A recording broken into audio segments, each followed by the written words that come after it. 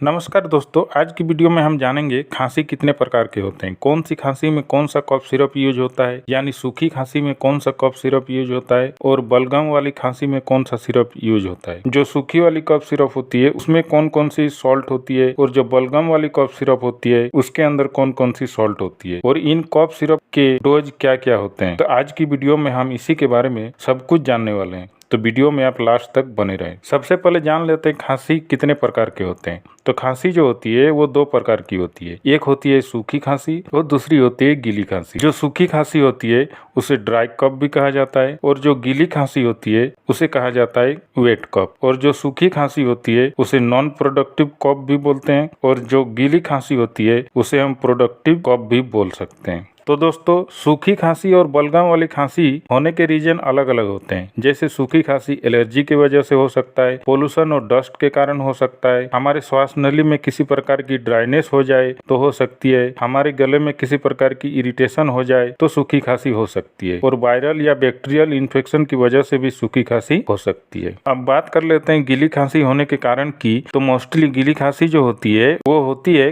कफ और फ्लू की वजह से, वायरल इन्फेक्शन जैसे कोविड-19 या और भी कई प्रकार के वायरल इन्फेक्शन की वजह से गीली खांसी होती है। बैक्टीरियल इन्फेक्शन की वजह से भी हो सकती है, ब्रोंकाइटिस यानी फेफड़े में होने वाली एक प्रकार की डिजीज के कारण भी हो सकती है, निमोनिया की वजह से भी गीली खांसी हो सकती है, और क्रोनिक COPD या अस्थमा डिजीज के कारण भी गीली खांसी हो सकती है। अब जान लेते हैं ड्राई कफ सिरप यानी सूखी खांसी के लिए कौन कौन से कफ सिरप यूज कर सकते हैं और उनमें मेन सॉल्ट कौन कौन से होते हैं। तो जो ड्राई कफ सिरप होते हैं उसके अंदर ये 3 प्रकार के सॉल्ट पाए जाते हैं। पहला डेक्स्ट्रोमेथर्फेन, दूसरा क्लोरोफेनिरम और तीसरा होता है फेनिटीफेरिन। तो यहाँ पर एक इमेज लगाई है आस्थाकाइन DX की, जो मैनकाइंड कंपनी द्वारा बनाई जाती है और इसमें यही 3 सॉल्ट यूज कर बनाई गई है। तो जितने भी ड्राई कफ सिरप होते हैं उसमें मोस्टली ये 3 सॉल्ट देखने को मिलेंगे। अब हम इन 3 सॉल्ट के यूज यानी कि उसके काम के बारे में जानेंगे। यहाँ पर पहला जो सॉल्ट है डेक्स्ट्रोमेथर्फेन, उसका काम होता है कफ को ट्रीट करने का। तो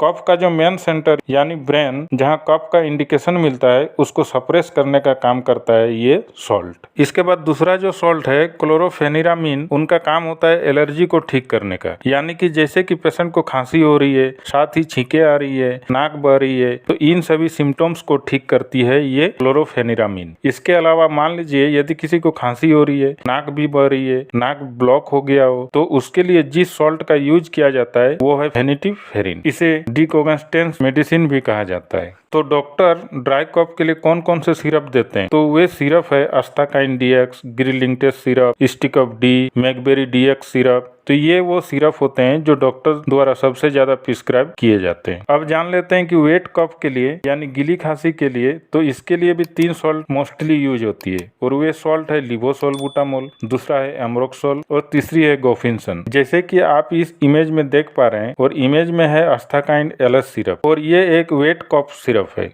और इसमें भी ये 3 सॉल्ट यानी लिवोसोल्बुटामोल, एम्रोक्सोल और गोफिनसन, यही तीनों सॉल्ट यूज किया गया है। तो ये जो वेट कफ सिरप होता है ये एक एक्सपेक्टोरेंट होता है, यानी हमारी श्वास नली में जमा हुए कफ को बाहर निकालने का काम करती है, और इसके लिए जो गोफिनसन इंग्रेडिएंट होती है वो कफ को हटाने में मदद करती है। इसके बाद दूसरा सॉल्ट लिवोसोल्बुटामोल, सॉल्बुटामोल या टोबुटालिन होता है, ये ब्रोंकोडायलेटर का काम करती है, यानी हमारे लंग्स में जो एयरवेज होता है उसे डायलेट करना, ताकि हम सही से सांस ले सके। इसके बाद तीसरा जो सॉल्ट होता है एम्रोक्सोल या ब्रोमोहेक्सिन या सोडियम सिट्रेट, ये मुकोलाइटिक होते हैं, यानी लंग्स के अंदर जो कफ होता है उसे बाहर करने का काम करता है, वो होता है मुकोलाइटिक। जैसे कि किसी को घड़घड़ाने की आवाज आ रही है, आवाज भारी हो गया हो, तो ये सॉल्ट उसे ठीक करने का काम करती है। यानी हम कह सकते हैं एम्रोक्सोल, ब्रोमोहेक्सिन या सोडियम सिट्रेट, ये सब मुकोलाइटिक एजेंट होते हैं। तो जितने भी कफ सिरप जिसमें LS या S लिखे होते हैं वे सभी वेट कफ सिरप होते हैं, और आस्थाकाइन LS, मैकबेरी LS, ब्रोजिडेक या ब्रोजिट LS, ये जो सिरप हैं ये वेट कफ में डॉक्टर द्वारा सबसे ज्यादा प्रिस्क्राइब होने वाला कफ सिरप है। तो दोस्तों, अगर आपको ये वीडियो पसंद आए तो प्लीज़ लाइक और सब्सक्राइब जरूर करें। मिलते हैं एक नई वीडियो में एक नई टॉपिक्स के साथ।